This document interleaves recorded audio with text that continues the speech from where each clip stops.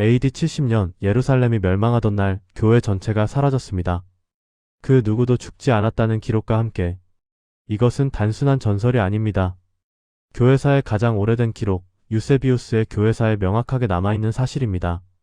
로마 군대가 예루살렘을 포위하고 성전을 불태우고 100만 명이 넘는 유대인들이 죽어가던 그날 예루살렘 교회의 신자들은 한 명도 죽지 않았습니다.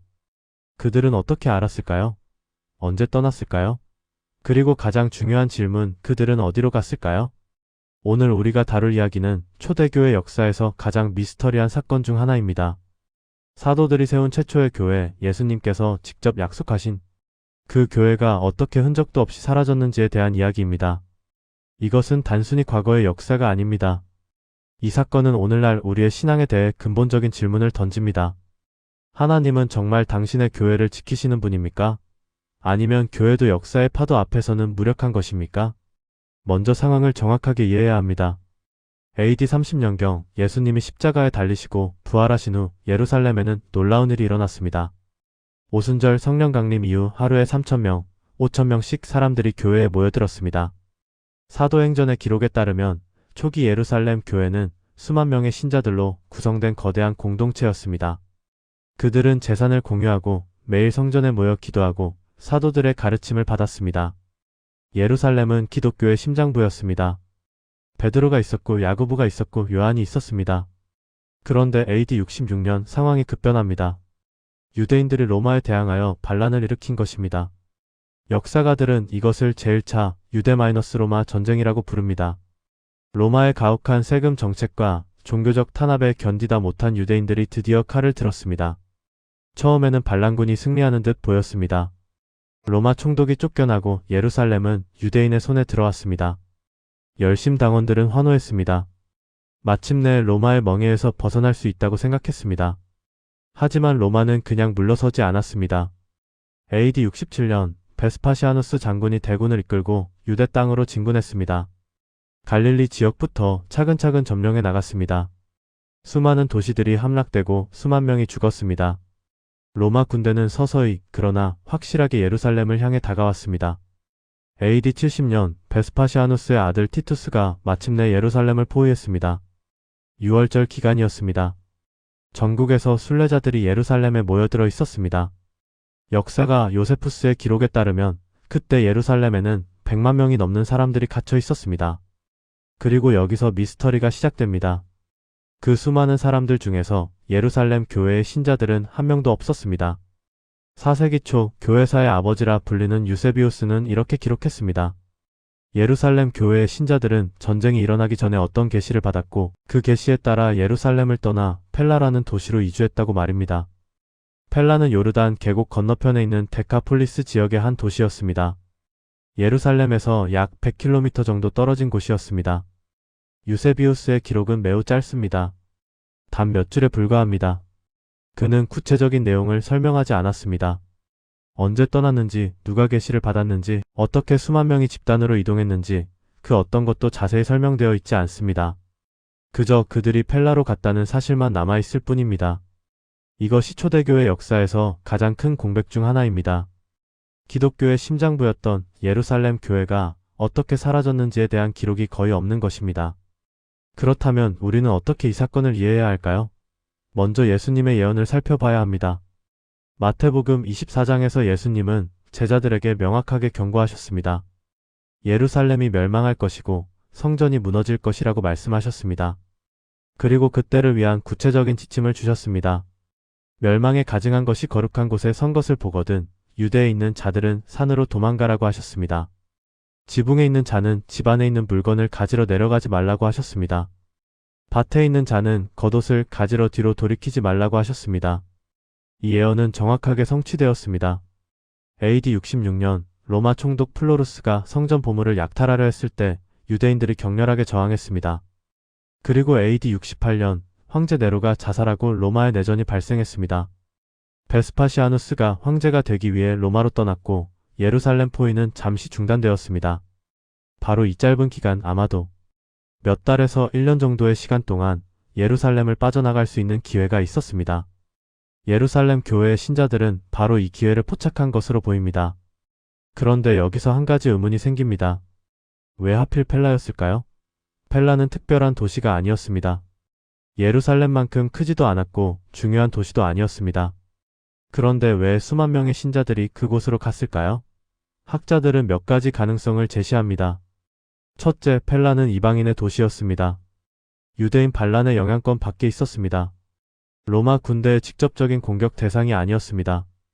둘째, 펠라는 초기 기독교 선교의 거점 중 하나였을 가능성이 있습니다. 빌립 집사가 사마리아와 가이사랴 지역에서 전도했다는 기록이 있는데 펠라는 그 경로상에 있었습니다. 이미 그곳에 작은 기독교 공동체가 있었을 수도 있습니다. 20세기 중반 고고학자들이 펠라 지역을 발굴하기 시작했습니다. 그리고 놀라운 발견을 했습니다. 1세기 후반에서 2세기 초반으로 추정되는 기독교 유적들이 발견된 것입니다. 물론 그것이 예루살렘에서 온 신자들의 것이라고 확정할 수는 없습니다. 하지만 시기적으로나 상황적으로 볼 때 유세비우스의 기록이 단순한 전설이 아니라 실제 역사였을 가능성을 보여주는 증거입니다. 펠라에서는 초기 기독교의 특징적인 상징들이 발견되었습니다. 십자가 문양, 물고기 기호, 그리고 히브리어와 그리스어가 혼용된 명문들입니다. 그렇다면 예루살렘에 남았던 사람들은 어떻게 되었을까요? 역사가 요세푸스는 예루살렘 함락의 참상을 생생하게 기록했습니다. AD 70년 여름 로마 군대가 마침내 성벽을 돌파했습니다. 시가전이 벌어졌습니다. 로마 병사들은 무자비했습니다. 남녀노소를 가리지 않고 죽였습니다. 요세푸스에 따르면 100만 명이 넘는 사람들이 죽었고 9만 7천 명이 포로로 잡혔습니다. 성전은 불에 탔습니다. 티투스는 성전을 보존하려 했다고 하지만 병사들이 통제를 벗어났고 결국 성전은 완전히 파괴되었습니다. 예수님의 예언대로 돌 하나도 돌 위에 남지 않았습니다. 이 엄청난 재앙 속에서 예루살렘 교회의 신자들은 한 명도 죽지 않았습니다. 이것은 우연일까요? 아니면 하나님의 섭리였을까요? 많은 신학자들은 이 사건을 하나님의 보호하심의 증거로 봅니다. 예수님이 예언하셨고 제자들이 그 예언을 믿고 순종했으며 결과적으로 구원받았다는 것입니다. 이것은 신앙의 순종이 가져오는 축복의 예라고 할 수 있습니다. 하지만 다른 관점도 있습니다. 왜 하나님은 예루살렘 자체를 지키지 않으셨을까요? 왜 성전이 파괴되도록 내버려 두셨을까요? 예루살렘은 하나님이 택하신 도시가 아니었습니까? 성전은 하나님의 이름이 거하는 곳이 아니었습니까? 이 질문에 대해 초대교회는 어떻게 대답했을까요? 히브리서 기자는 이렇게 말합니다. 우리에게는 여기 연구한 도시가 없고 오직 장차 올 도시를 찾는다고 했습니다. 예루살렘의 멸망은 하나님의 실패가 아니라 오히려 하나님의 계획이었다는 것입니다. 예수님의 죽음과 부활로 구약의 성전 제사 제도는 끝이 났습니다. 이제 하나님은 건물로 만든 성전에 거하지 않으십니다. 성령으로 거듭난 믿는 자들이 하나님의 성전입니다. 예루살렘의 멸망은 이 신학적 전환을 역사 속에서 실제로 보여주는 사건이었습니다. 요한계시록을 보면 사도 요한은 새 예루살렘에 대해 말합니다. 그 도시에는 성전이 없다고 했습니다. 왜냐하면 하나님 자신이 그 성전이시기 때문입니다. 이것이 초대교회가 예루살렘의 멸망을 이해한 방식입니다. 그것은 하나님의 포기가 아니라 새로운 시작이었습니다. 옛것은 지나가고 새것이 왔습니다. 이제 기독교는 더 이상 유대교의 한분파가 아니었습니다. 독립된 종교로 서게 된 것입니다. 그렇다면 펠라로 간 예루살렘 교회는 어떻게 되었을까요? 역사 기록은 여기서 또 불분명해집니다. 유세비우스는 그 이후의 이야기를 거의 하지 않습니다. 펠라 교회가 얼마나 오래 지속되었는지, 그들이 어떤 역할을 했는지 명확한 기록이 없습니다. 다만 단편적인 증거들을 통해 추측할 수 있을 뿐입니다. 2세기의 교부 에피파니우스는 펠라를 포함한 요르단 지역의 유대계 기독교인들의 공동체가 있었다고 언급합니다. 그들은 여전히 유대인의 관습을 따르면서도 예수님을 메시아로 믿었다고 합니다. 학자들은 이 유대계 기독교인들이 바로 예루살렘에서 온 신자들의 후손일 것으로 추정합니다. 그들은 나사렛파 혹은 에비온파라고 불렸습니다. 그런데 흥미로운 점은 이 공동체들이 점차 주류 기독교에서 멀어졌다는 것입니다. 그들은 할례를 행했고 안식일을 지켰고 음식 규정을 따랐습니다. 반면에 바울의 신학을 따르는 이방인 교회들은 이런 유대적 관습에서 자유로웠습니다. 시간이 지나면서 이 두 그룹 사이의 간격은 점점 벌어졌습니다. 이것은 초대교회의 또 다른 비극입니다. 예수님의 직계체자들이 세운 예루살렘 교회의 전통이 점차 사라져간 것입니다. 4세기가 되면 유대계 기독교는 거의 이단으로 취급받게 됩니다. 정통 기독교는 이방인 교회의 신학, 즉 바울과 요한의 신학을 중심으로 형성되었습니다. 베드로와 야고보의 예루살렘 교회는 역사의 뒤안길로 사라졌습니다. 이것은 무엇을 의미할까요? 일부 학자들은 이것을 기독교 역사의 왜곡이라고 주장합니다. 예수님의 원래 가르침은 유대적 배경 안에서만 이해될 수 있는데 이방인 교회가 그것을 헬라 철학으로 재해석하면서 본래의 의미가 변질되었다는 것입니다. 예를 들어 삼위일체 교리는 성경에 명시적으로 나오지 않습니다. 그것은 2세기에서 4세기에 걸쳐 헬라 철학의 영향을 받아 발전한 교리입니다. 만약 예루살렘 교회가 계속 주도권을 유지했다면 기독교 신학은 지금과 많이 달랐을 것입니다.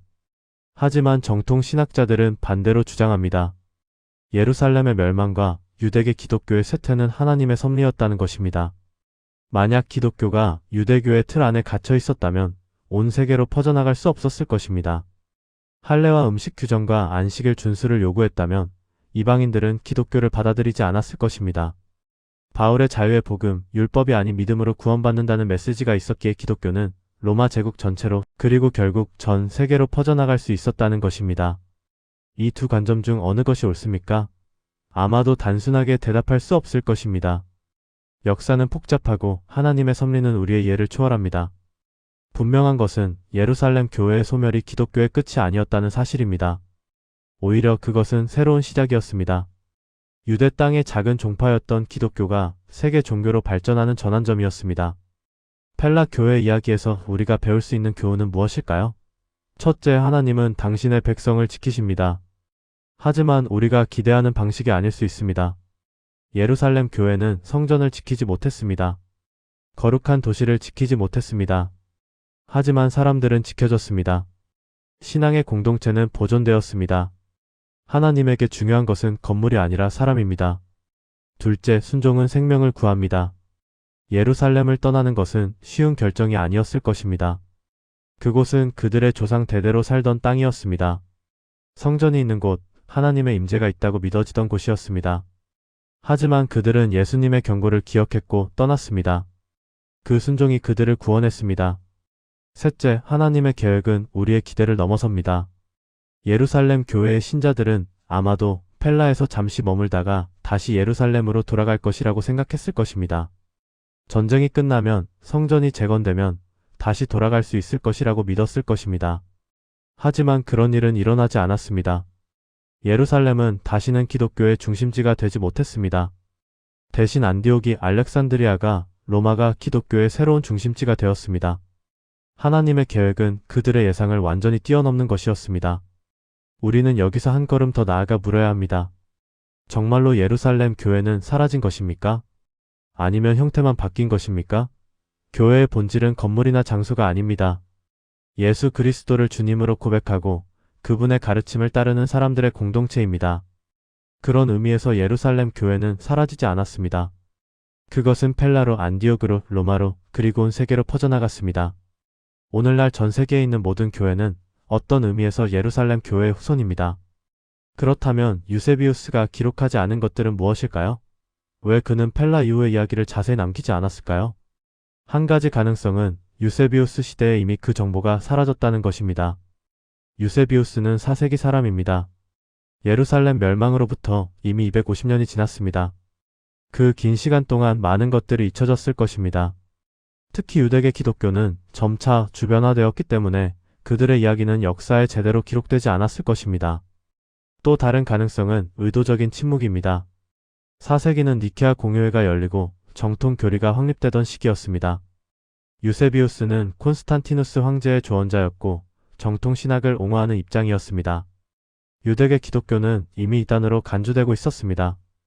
펠라 교회의 이야기를 자세히 다루는 것은 불필요한 논쟁을 불러일으킬 수 있었습니다. 그래서 그는 간략하게만 언급하고 넘어간 것일 수도 있습니다. 이것은 초대교회 역사 연구의 근본적인 어려움을 보여줍니다. 우리가 가진 기록들은 승자의 시각에서 쓰여진 것들입니다. 정통 신학을 옹호하는 교부들이 남긴 기록들입니다. 패배한 쪽, 주변화된 그룹들의 목소리는 거의 들리지 않습니다. 그들의 문서들은 대부분 파괴되었거나 분실되었습니다.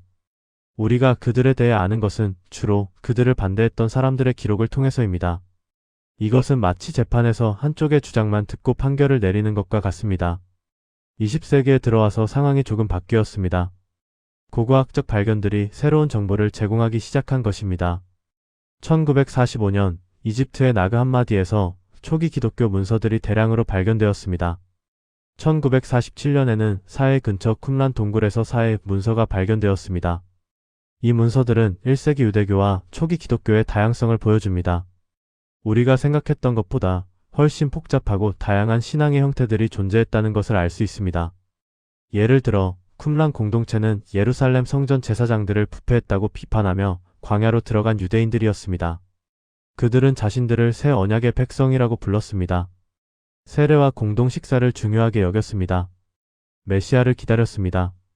이것은 초기 기독교와 놀랍도록 유사합니다.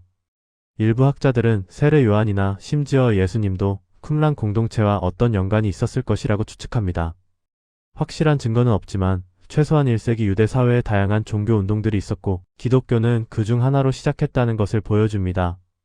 나그 함마디 문서들은 또 다른 그림을 보여줍니다. 거기에는 도마 복음서, 빌립 복음서, 마리아 복음서 등 정경에 포함되지 않은 복음서들이 들어있습니다. 이 문서들은 영지주의적 성향을 띠고 있습니다. 물질 세계를 악하게 보고 영적 지식을 통한 구원을 강조합니다. 정통 교회는 이런 가르침을 이단으로 정죄했습니다.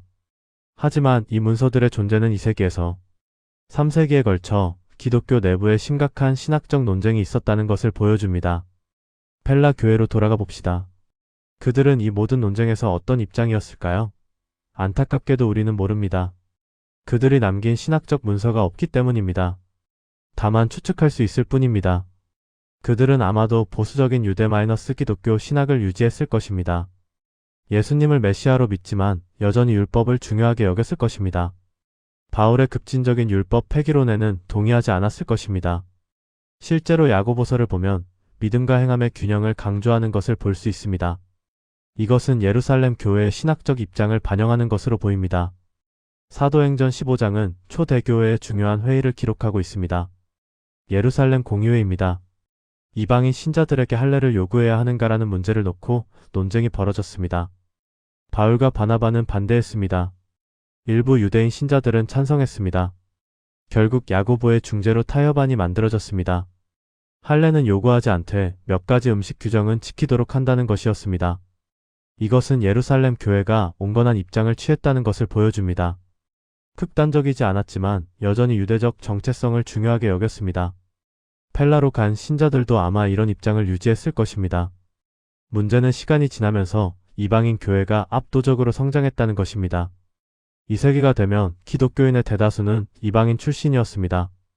그들은 유대적 배경이 없었고 율법의 의미를 이해하지 못했습니다. 그들에게 중요한 것은 철학적 신학이었습니다. 예수님이 누구인가? 하나님과 어떤 관계인가? 인간은 어떻게 구원받는가? 같은 형이상학적 질문들이었습니다. 유대계 기독교의 관심사인 율법 준수와 메시아 대망은 그들에게 부차적인 것이었습니다. 이런 상황에서 펠라 교회와 같은 유대계 기독교 공동체들은 점차 고립되었습니다. 그들은 유대교에서도 환영받지 못했습니다. 예수를 메시아로 믿기 때문이었습니다. 그리고 이방인 교회에서도 환영받지 못했습니다. 여전히 율법을 지키기 때문이었습니다. 이중으로 소외된 집단이 된 것입니다. 3세기가 되면 이들은 숫자도 적고 영향력도 미미했습니다. 4세기에는 거의 사라졌습니다. 이것은 무엇을 의미할까요? 하나님은 왜 예수님의 직계 제자들이 세운 교회가 사라지도록 허락하셨을까요? 이 질문에 대한 답은 우리가 교회를 어떻게 이해하느냐에 달려 있습니다. 만약 교회를 특정 조직이나 전통의 연속성으로 본다면 예루살렘 교회의 소멸은 비극입니다. 하지만 교회를 복음의 확산으로 본다면 전혀 다른 그림이 됩니다. 예수님은 제자들에게 말씀하셨습니다. 예루살렘과 온 유대와 사마리아와 땅 끝까지 이르러 내 증인이 되리라고 하셨습니다. 만약 예루살렘 교회가 계속 강력하게 남아 있었다면 어땠을까요? 아마도 기독교는 유대교의 한 분파로 남았을 것입니다. 이방인들에게 전파되기 어려웠을 것입니다. 예루살렘의 멸망과 유대계 기독교의 쇠퇴는 역설적으로 복음이 온 세계로 퍼져나가는 길을 열었습니다. 바울은 로마서에서 이스라엘의 불신앙이 이방인에게 구원의 기회를 가져왔다고 말합니다. 이것은 하나님의 신비로운 계획이라고 했습니다. 이스라엘이 예수님을 거부함으로써 복음이 이방인에게 갔습니다. 그리고 이방인이 구원받음으로써 결국 이스라엘도 시기하여 돌아올 것이라고 바울은 예언했습니다. 이것은 매우 복잡하고 역설적인 구원의 역사입니다. 하나님의 방법은 우리의 상식을 초월합니다. 펠라 교회 이야기는 우리에게 겸손을 가르칩니다. 우리는 하나님의 전체 계획을 볼 수 없습니다. 우리가 중요하다고 생각하는 것이 하나님께는 그렇지 않을 수 있습니다. 우리가 비극이라고 생각하는 것이 실은 더 큰 계획의 일부일 수 있습니다. 예루살렘 교회의 신자들은 자신들이 역사의 중심이라고 생각했을 것입니다. 예수님의 직계 제자들이 세운 교회, 성령이 임한 곳, 첫 번째 교회였습니다. 당연히 그곳이 영원히 기독교의 중심이 될 것이라고 믿었을 것입니다. 하지만 하나님의 계획은 달랐습니다. 중심은 이동했습니다. 안디옥으로, 에베소로, 로마로, 알렉산드리아로, 콘스탄티노플로, 그리고 오늘날에는 아프리카와 아시아와 남미로 계속 이동하고 있습니다. 기독교는 고정된 중심을 가진 종교가 아닙니다. 살아있는 운동입니다. 항상 새로운 곳으로 퍼져나가고 새로운 문화 속에서 뿌리를 내리고 새로운 형태로 표현됩니다. 펠라에서 예루살렘 교회의 신자들은 무엇을 느꼈을까요? 그들은 고향을 잃었습니다. 성전을 잃었습니다. 친척과 친구들을 잃었습니다. 그들의 삶은 완전히 뒤바뀌었습니다. 하지만 그들은 신앙을 잃지 않았습니다. 그들은 여전히 예수님을 주님으로 고백했습니다. 여전히 함께 모여 예배했습니다. 여전히 복음을 전했습니다. 그리고 그것이 가장 중요한 것이었습니다. 교회는 건물이 아니라 사람입니다. 특정 장소에 묶여있지 않습니다. 어디든 믿는 자들이 모이는 곳이 교회입니다. 오늘날 우리는 이 이야기에서 무엇을 배울 수 있을까요? 첫째, 변화를 두려워하지 말아야 합니다. 하나님은 우리가 익숙한 것들을 버리도록 요구하실 수 있습니다. 우리가 소중히 여기는 전통이나 방식을 내려놓아야 할 때가 있습니다. 그것이 하나님의 더 큰 계획을 위한 것일 수 있습니다. 둘째, 본질에 집중해야 합니다. 형식이 아니라 내용이 중요합니다. 건물이 아니라 신앙이 중요합니다. 전통이 아니라 진리가 중요합니다. 예루살렘 교회는 성전을 잃었지만 복음을 잃지 않았습니다. 셋째, 하나님의 섭리를 신뢰해야 합니다. 때로 하나님은 우리가 이해할 수 없는 방식으로 일하십니다. 우리가 보기에 실패처럼 보이는 것이 실은 하나님의 계획일 수 있습니다. 예루살렘의 멸망은 당시 신자들에게는 엄청난 충격이었을 것입니다.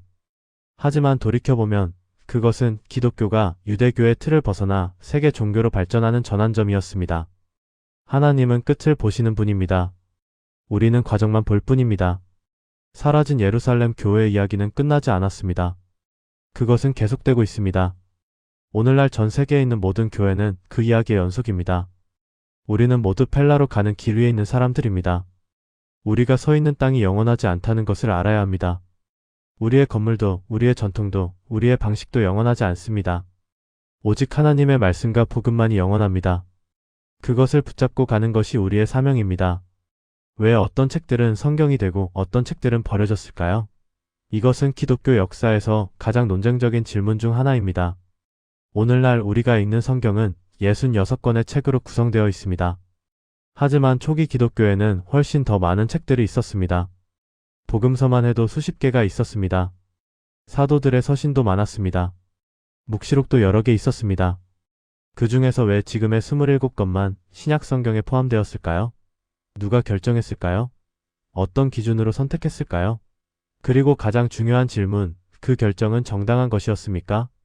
이 질문들에 대한 답을 찾기 위해 우리는 1세기로 돌아가야 합니다. 예수님이 승천하신 후 제자들은 예수님의 말씀과 행적을 전하기 시작했습니다. 처음에는 구전으로 전해졌습니다. 베드로가 전하고 요한이 전하고 다른 제자들이 전했습니다. 청중들은 그 이야기를 듣고 기억했습니다. 그리고 다른 사람들에게 또 전했습니다.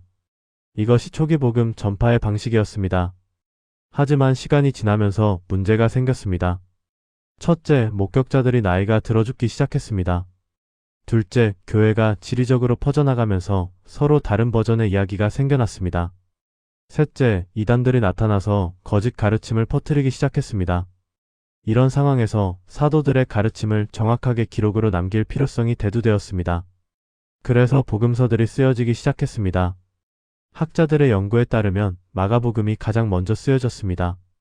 아마도 AD 60년대 후반이나 70년경으로 추정됩니다. 마태복음과 누가복음은 조금 후에 아마도 80년대에 쓰여졌을 것입니다. 요한복음은 가장 늦게 90년대나 100년 초에 쓰여진 것으로 보입니다. 이 네 복음서는 각각 다른 관점에서 예수님의 생애와 가르침을 기록했습니다. 마가는 간결하고 행동 중심적입니다. 마태는 유대인 독자를 염두에 두고 구약의 성취를 강조합니다. 누가는 이방인 독자를 위해 역사적 맥락을 자세히 설명합니다. 요한은 신학적 깊이를 더합니다. 이 네 복음서는 비교적 빨리 교회에서 인정받았습니다. 이 세기 중반의 교부 저스틴 마터는 이미 이 복음서들을 인용하고 있습니다. 그는 이것들을 사도들의 회상록이라고 불렀습니다. 이레니우스는 AD 180년경에 정확히 4개의 복음서가 있어야 한다고 주장했습니다. 그의 논리는 흥미롭습니다. 세상에 네 방향이 있고 네 바람이 있듯이 복음서도 4개여야 한다는 것이었습니다. 오늘날의 기준으로는 이상하게 들리지만 당시에는 설득력 있는 주장이었습니다. 하지만 다른 복음서들도 있었습니다. 도마 복음서, 베드로 복음서, 마리아 복음서, 유다 복음서, 히브리인 복음서, 이집트인 복음서 등등. 이 복음서들은 왜 정경에 포함되지 않았을까요? 각각의 이유가 다릅니다. 어떤 것들은 너무 늦게 쓰여졌습니다. 어떤 것들은 사도적 권위가 없었습니다. 어떤 것들은 정통 교리와 맞지 않는 내용을 담고 있었습니다. 도마 복음서를 예로 들어봅시다. 이것은 나그 한마디에서 발견된 문서 중 하나입니다. 114개의 예수님의 말씀을 모아놓은 책입니다. 형식이 독특합니다. 이야기나 맥락 없이 그냥 말씀들만 나열되어 있습니다. 어떤 말씀들은 정경 복음서에 있는 것과 비슷합니다. 하지만 어떤 것들은 전혀 다르고 영지주의적 색채가 강합니다. 예를 들어 마지막 114번째 말씀은 매우 논란적입니다. 시몬 베드로가 마리아를 내보내자고 하자 예수님이 마리아를 남자로 만들어 생명에 들어가게 하겠다고 말씀하신다는 내용입니다. 이것은 영지주의의 전형적인 남성 중심적, 이원론적 사고를 반영합니다. 교회는 이런 문서들을 받아들일 수 없었습니다. 첫째, 사도적 권위가 의심스러웠습니다. 도마 복음서는 사도 도마가 썼다고 주장하지만 실제로는 2세기 중반 이후에 쓰여진 것으로 보입니다. 도마가 순교한 것은 1세기 중반이었으니 그가 직접 쓸 수 없었습니다. 둘째, 내용이 정통 교리와 맞지 않았습니다. 영지주의는 물질 세계를 악하게 보고 육체의 부활을 부정했습니다. 이것은 초대 교회의 핵심 신앙과 정면으로 충돌했습니다. 베드로 복음서도 비슷한 경우입니다.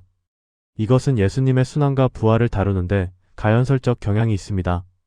가연설은 예수님이 실제 육체를 가진 것이 아니라 영적 존재가 육체처럼 보였을 뿐이라는 주장입니다. 십자가에서 예수님이 고통을 느끼지 않았다고 묘사하는 부분이 있습니다. 교회는 이것을 이단으로 정죄했습니다. 히브리서는 예수님이 우리와 같이 시험을 받으셨지만 죄가 없으셨다고 말합니다. 만약 예수님이 진짜 인간이 아니었다면 그분의 고난과 죽음은 의미가 없습니다. 마리아 복음서는 또 다른 문제를 제기합니다. 이것은 막달라 마리아를 중심으로 하는 문서입니다. 마리아가 다른 제자들에게 특별한 계시를 전하는 내용입니다. 베드로가 마리아의 권위에 도전하고 레위가 마리아를 옹호합니다. 이것은 초기 기독교 내부의 권위 논쟁을 반영하는 것으로 보입니다. 영지주의자들은 여성 지도자들을 인정했지만 정통 교회는 점차 남성 중심적 위계 질서를 확립해 갔습니다. 마리아 복음서는 이런 경향에 반대하는 목소리를 대변합니다. 이런 문서들의 존재는 우리에게 무엇을 말해줄까요?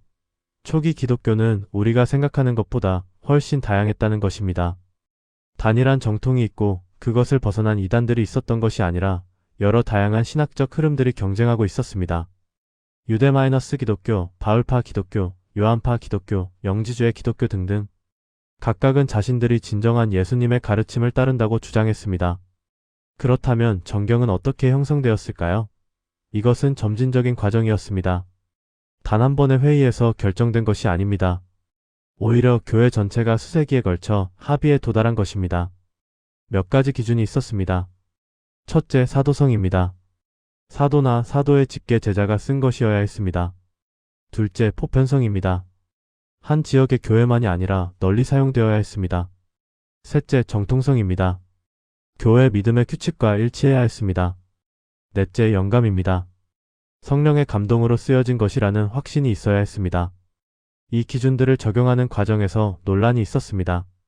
어떤 책들은 쉽게 받아들여졌습니다. 네 복음서, 사도행전, 바울의 대부분의 서신들. 하지만 어떤 책들은 오랫동안 논쟁의 대상이었습니다. 히브리서는 저자가 누군지 불분명했습니다. 야고보서는 바울의 신학과 충돌하는 것처럼 보였습니다. 요한계시록은 내용이 너무 신비적이고 해석하기 어려웠습니다. 유다서와 베드로서는 진위성의 의문이 제기되었습니다. 반대로 정경에 포함되지는 않았지만 널리 읽힌 책들도 있었습니다. 헤르마스의 목자, 디다케, 바나바, 서신, 클레멘트 일서 등입니다. 이 책들은 유익하고 교화적이라고 여겨졌지만 궁극적으로는 정경의 권위를 갖지 못한다고 판단되었습니다. 사도적 기원이 분명하지 않았기 때문입니다.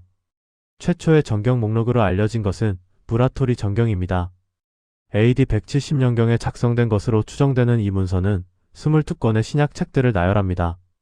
대부분은 오늘날의 신약과 일치하지만 히브리서, 야고보서, 베드로서가 빠져 있고 대신 솔로몬의 지혜서와 베드로의 묵시록이 들어 있습니다.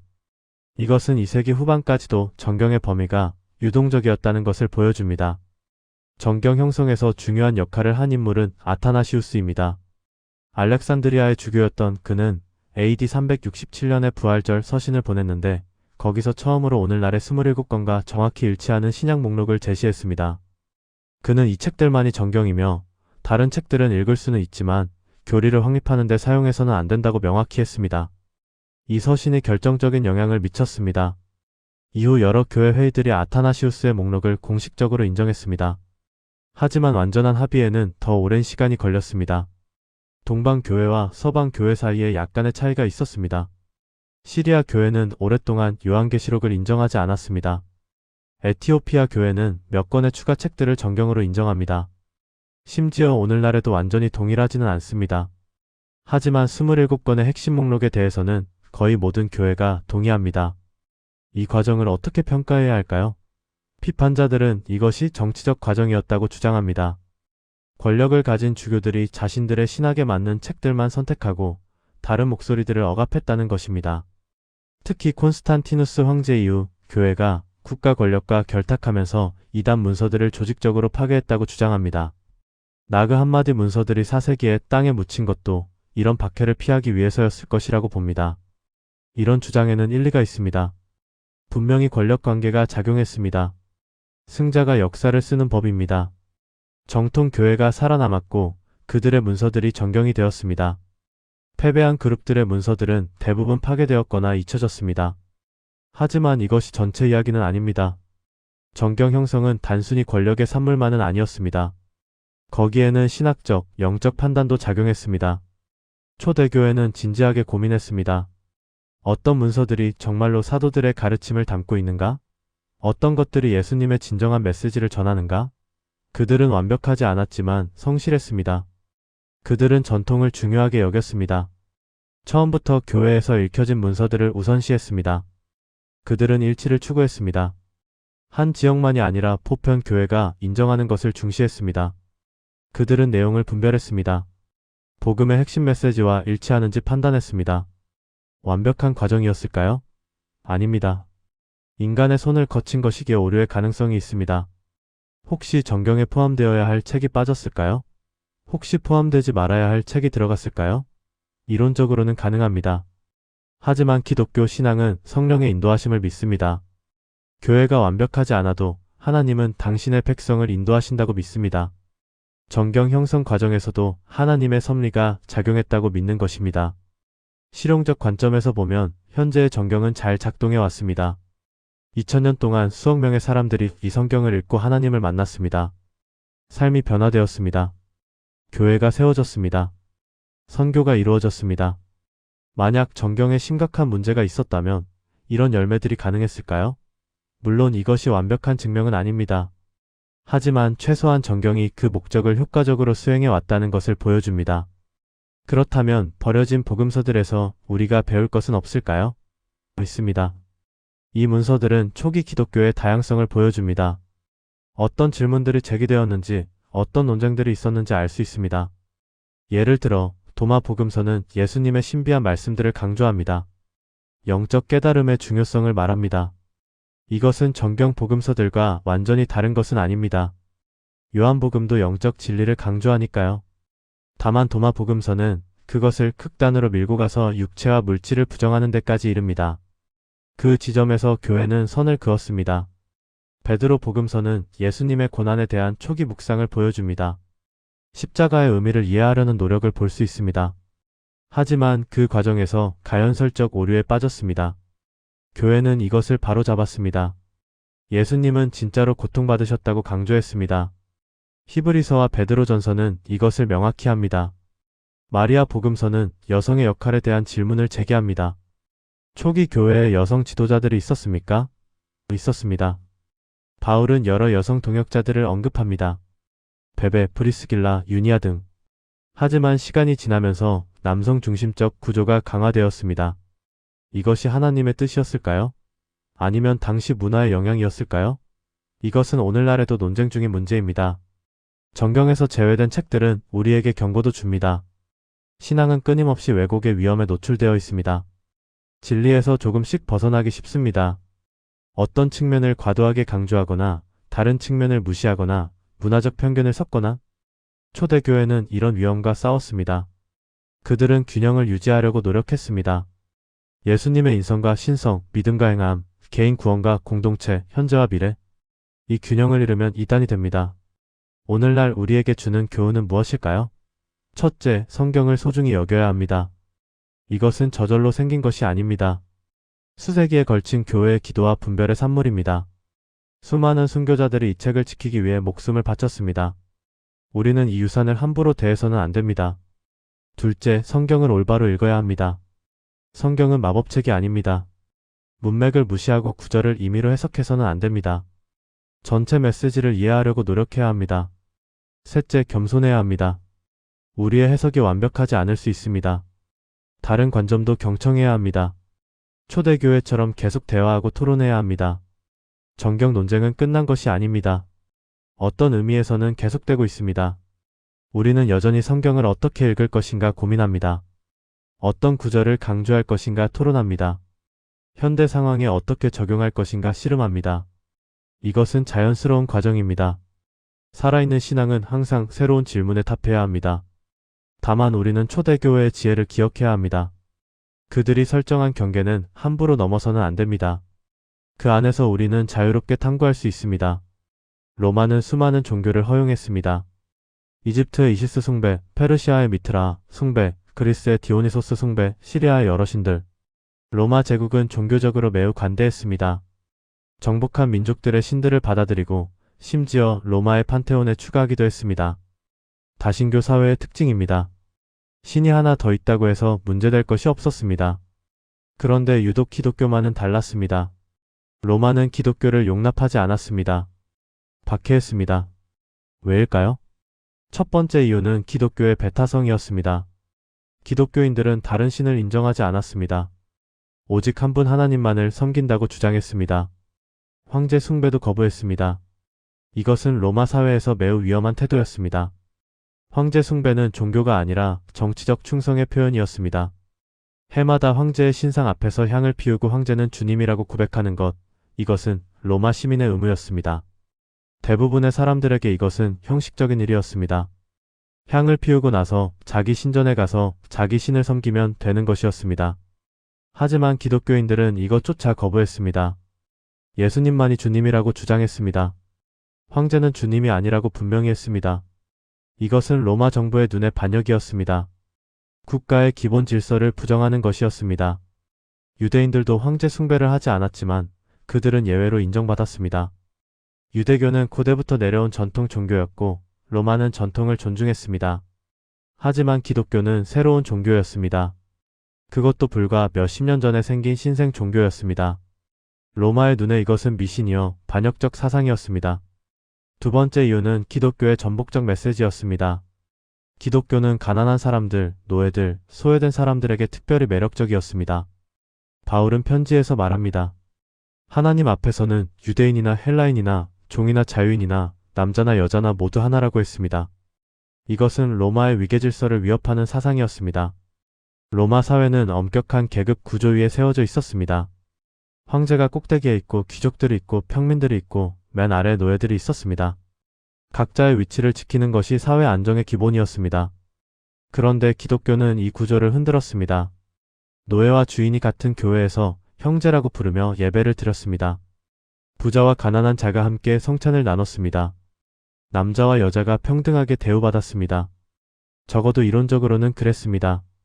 실제로는 완벽하지 않았지만 그럼에도 불구하고 이것은 혁명적이었습니다. 로마 당국은 이것을 위험하게 보았습니다.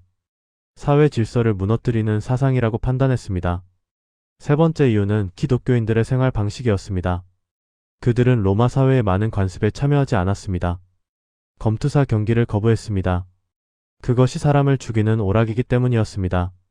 극장을 피했습니다. 그곳에서 음란한 공연이 벌어졌기 때문입니다. 우상에게 바쳐진 고기를 먹지 않으려 했습니다. 공공축제에 참여하지 않았습니다. 그 축제들이 이교 신들을 위한 것이었기 때문입니다.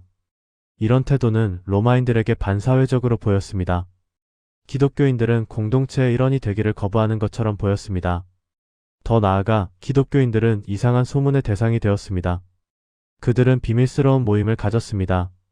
주로 새벽이나 저녁에 모였습니다. 외부인의 출입을 제한했습니다. 그들의 예배에서 무슨 일이 일어나는지 대부분의 로마인들은 몰랐습니다. 이런 신비로움은 온갖 소문을 낳았습니다. 기독교인들이 식인 의식을 한다는 소문이 퍼졌습니다. 예수님의 몸을 먹고 피를 마신다는 성찬의 말씀이 문자 그대로 이해되었기 때문입니다. 근친상간을 한다는 소문도 있었습니다. 서로를 형제자매라고 부르면서 사랑한다고 말하는 것이 오해받았습니다.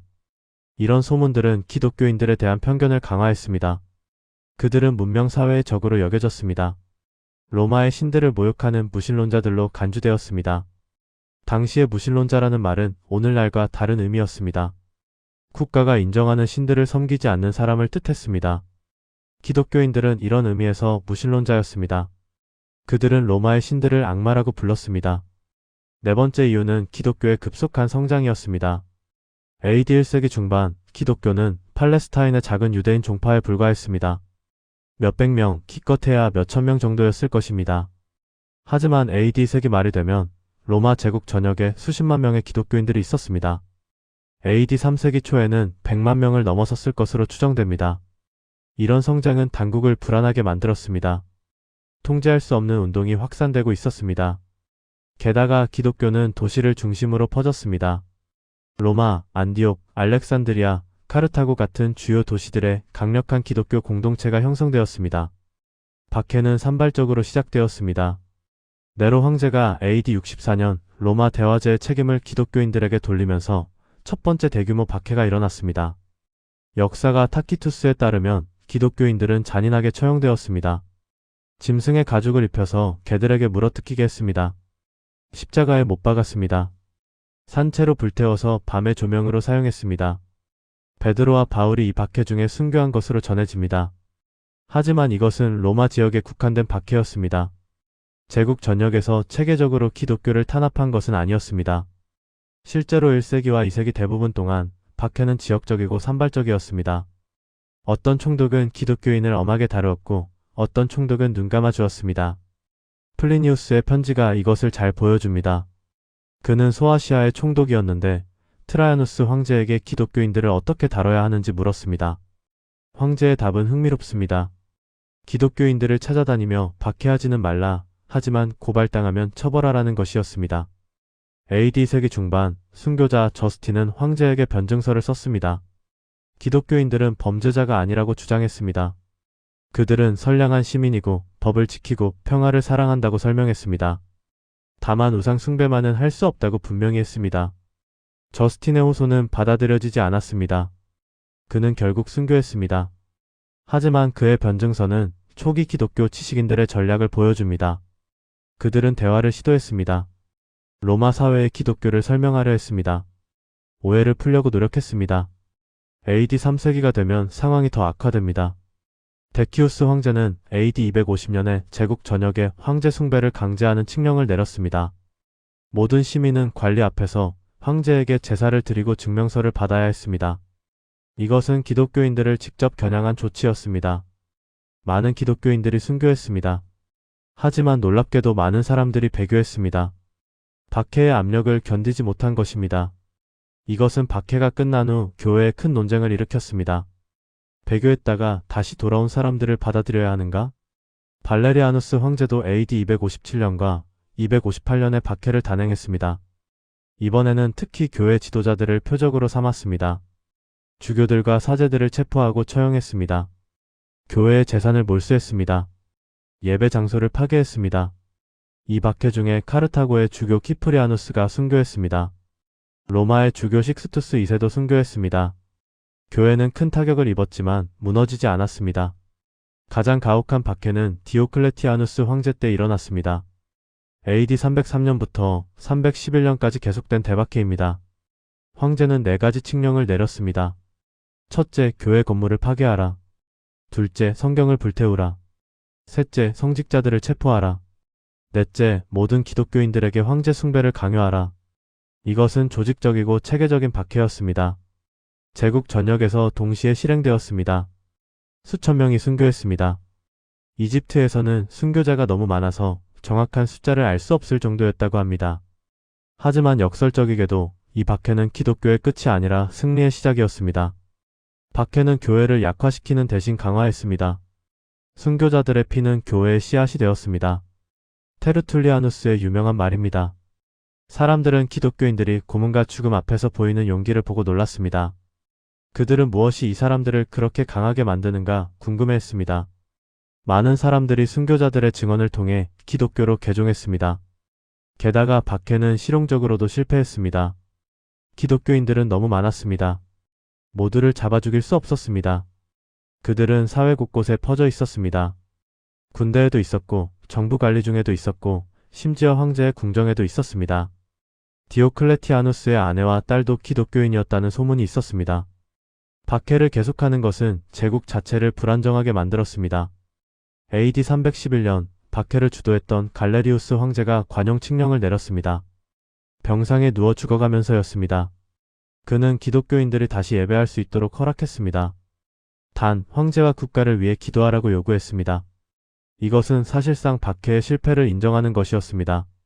그리고 2년 후인 AD 313년 콘스탄티누스 황제가 밀라노 칙령을 발표했습니다. 기독교를 공식적으로 인정하는 것이었습니다. 기독교인들은 더 이상 박해받지 않았습니다. 자유롭게 예배할 수 있었습니다. 몰수된 재산도 돌려받았습니다. 콘스탄티누스의 개종은 역사의 전환점이었습니다. 불과 몇 년 전까지 박해받던 종교가 갑자기 황제의 총애를 받게 되었습니다. 왜 콘스탄티누스는 기독교로 개종했을까요? 그의 동기에 대해서는 논쟁이 많습니다. 그는 AD 312년 밀비우스 다리 전투 전날 밤 환상을 보았다고 주장했습니다. 하늘에 십자가가 나타나고 이것으로 정복하라는 음성을 들었다고 합니다. 그는 군대의 방패에 십자가 표시를 하게 했고 전투에서 승리했습니다. 이후 그는 기독교를 지지하게 되었습니다. 하지만 회의론자들은 정치적 동기를 지적합니다. 콘스탄티누스는 영리한 정치가였습니다. 그는 기독교가 이미 제국에서 강력한 세력이 되었다는 것을 알았습니다. 기독교를 지지함으로써 그는 수백만 신자들의 충성을 얻을 수 있었습니다. 또한 기독교의 일신교적 성격은 황제의 독재와 잘 맞았습니다. 하나의 하나님, 하나의 황제, 하나의 제국. 이것은 강력한 이데올로기였습니다. 콘스탄티누스는 진심으로 기독교를 믿었을 수도 있고 정치적 이유로 이용했을 수도 있습니다. 아마 둘 다였을 것입니다. 어쨌든 결과는 극적이었습니다. 기독교는 박해받는 소수 종교에서 제국의 지배적 종교로 변모했습니다. 교회 건물이 대규모로 지어졌습니다. 성직자들은 국가의 지원을 받았습니다. 주교들은 황제의 조언자가 되었습니다. AD 380년 테오도시우스 황제는 기독교를 제국의 공식 종교로 선포했습니다. 이교 신전들은 폐쇄되었습니다. 이교 제사는 금지되었습니다. 완전한 역전이었습니다. 이것을 어떻게 평가해야 할까요? 한편으로 이것은 놀라운 승리였습니다. 300년 동안의 박해를 견뎌낸 교회가 마침내 자유를 얻었습니다. 복음이 제국 전역에 자유롭게 전파될 수 있었습니다. 하지만 다른 한편으로 이것은 타협의 시작이었습니다. 교회와 국가의 결합은 교회를 세속화했습니다. 순교자들의 순수성이 사라졌습니다. 누구나 쉽게 기독교인이 될 수 있었고, 그래서 많은 사람들이 신념이 아니라 편애 때문에 기독교인이 되었습니다. 교회는 강력해졌지만 어떤 의미에서는 약해졌습니다. 로마가 기독교를 두려워한 이유로 돌아가 봅시다. 결국 그 두려움은 정당했을까요? 기독교는 정말로 로마 제국을 무너뜨렸을까요? 일부 역사가들은 그렇다고 주장합니다. 기독교가 로마의 전통적 가치들을 약화시켰고 이것이 제국의 쇠퇴에 기여했다는 것입니다. 군인 정신이 약해졌고 시민 정신이 약해졌고 사람들은 현세보다 내세에 더 관심을 갖게 되었다는 주장입니다. 하지만 이것은 단순화입니다. 로마 제국의 쇠퇴는 복잡한 원인들이 얽혀 있습니다. 경제적 문제, 군사적 압력, 정치적 불안정 등. 기독교는 그중 하나의 요소일 뿐입니다. 오히려 기독교는 몰락하는 제국의 새로운 정체성과 목적을 제공했다고 볼 수도 있습니다. 로마가 정치적으로 무너졌을 때 교회가 그 자리를 대신 채웠습니다. 서로마 제국이 AD 476년에 멸망했을 때 사람들은 로마 황제가 아니라 로마 교황을 향했습니다. 더 근본적인 질문은 이것입니다. 기독교의 승리는 무엇을 의미했을까요? 예수님의 가르침이 실현된 것입니까? 아니면 변질된 것입니까? 예수님은 말씀하셨습니다. 내 나라는 이 세상에 속한 것이 아니라고. 그런데 콘스탄티누스 이후의 교회는 철저하게 이 세상의 일부가 되었습니다. 정치 권력과 결탁하고 부와 영향력을 가지고 때로는 폭력도 사용했습니다. 이것이 예수님이 원하신 것이었을까요? 이 질문에 대한 답은 쉽지 않습니다. 교회는 완벽하지 않았습니다. 권력을 가지면서 타락도 했습니다. 하지만 동시에 선도 많이 행했습니다. 교육을 확산시켰습니다. 병원을 세웠습니다. 가난한 사람들을 도왔습니다. 복음을 전파했습니다. 완벽하지 않았지만 하나님은 불완전한 도구를 통해서도 일하십니다. 오늘날 우리가 배울 수 있는 교훈은 무엇일까요? 첫째, 박해는 교회를 멈출 수 없습니다. 역사가 이것을 증명합니다. 로마의 모든 힘으로도 기독교를 뿌리 뽑지 못했습니다. 오히려 박해는 교회를 정화하고 강화했습니다. 진짜 신자와 가짜 신자가 구분되었습니다. 순교자들의 용기는 다른 사람들을 고무했습니다. 오늘날에도 박해받는 교회들이 있습니다. 그들도 이기고 있습니다. 둘째, 타협의 유혹을 경계해야 합니다.